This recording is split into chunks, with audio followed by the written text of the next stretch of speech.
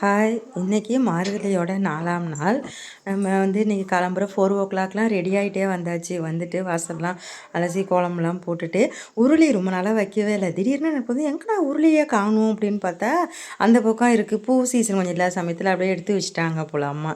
அதோட அதை எடுத்து வச்சு இன்றைக்கி அதை அழகாக பூ பண்ணி போட்டு விளக்கெலாம் ஏற்றினோன்னா இன்னும் சூப்பராக இருந்த மாதிரி இருந்துச்சு நம்ம வீட்டு வாசல்.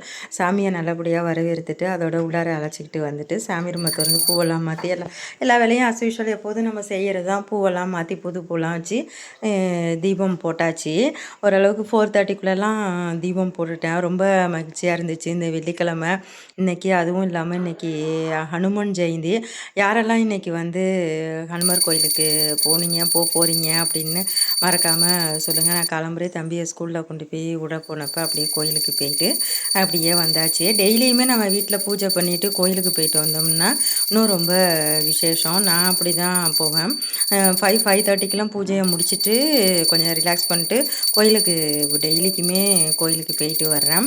முருகருக்கு நான் முருகரை வழிபாடு பண்ணுறதுனால 6 தீபம் போட்டு முருகருக்கு டெய்லிக்கும் ஏதாச்சும் ஒரு பாலும் பழமும் ஏதோ ஒரு நெய்வேத்தியம் வச்சு தூப தீபம்லாம் காமிச்சு சாமி கும்பிட்டாச்சு. மனசுக்கு ரொம்ப நிறைவாக இருக்குது இந்த மாதிரி சாமி கும்பிட்றது.